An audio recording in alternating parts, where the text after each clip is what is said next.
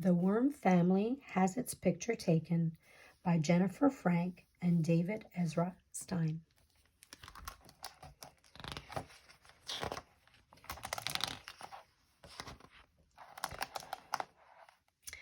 Mrs. Worm lay at the top of a giant dirt pile watching her children play. They were wiggling their bodies into all kinds of delightful shapes. She hoped she'd always remember how squirmy, slimy, and cute they were at this age. But she did not have a very good memory because her brain was so tiny. "I know," she declared. "I'll have a picture taken." The very next day, Mrs. Worm called Mr. Muskrat, the photographer, to arrange a time. Then she told her family. "That is so cool," the oldest Emma exclaimed. She loved the idea of being able to see herself hanging on the wall every day. Emma could hardly wait to tell her friend Ellie. "How splendiferous!" squealed Ellie. "We had our picture taken last year, and it was amazing. We had the most beautiful smiles." "Cool," said Emma. But then she thought about how worms don't have teeth. How would they have beautiful smiles in their picture? "Oh, well," she decided, "we will still have a nice way to remember our family." On her way home, Emma bumped into her friend Abigail and told her about the family portrait. "Too fabulous," meowed Abigail. "I just love having my picture taken. My human always takes me to the beauty salon first so that my big poofy hair will look especially gorgeous."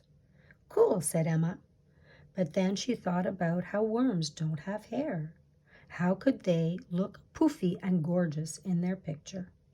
"Oh, well," she decided, "we will still have a nice way to remember our family." As she continued on her way, Emma was feeling a bit less excited. At the forsythia bush, she saw her friend Olivia sitting on a branch. Emma told her about the portrait.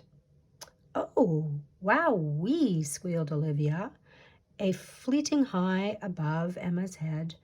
"My family took one of those just last week, and all our colors made it look like a rainbow." "Cool," said Emma sadly as Olivia fluttered away on the breeze. She was already thinking about how worms are just one color. Her family was beautiful, she knew they were, but there would be no bright colors in their picture. "Oh, well," she decided, "we will still have a nice way to remember our family." But the rest of the trip home, Emma couldn't help feeling much less excited. Emma fell asleep that night. She thought about what her friends had said. How was her family going to make their portrait special? When she woke up, she had an idea. The day of the photo shoot arrived, and Emma had a surprise for everyone. "Pretty," her little sister squealed excitedly. Mr. and Mrs. Worm were less sure. Their new look was not comfortable. Even though the Worm family arrived at the studio on time, Mr. Muskrat would not take their picture. "I'm sorry," he said. "I have an appointment with a family of worms. You will have to come back another day." "But we are the family of worms," said Mrs. Worm. The photographer laughed. "For one thing, worms do not have teeth," he said. Mrs. Worm quickly instructed her family to spit out their fake teeth.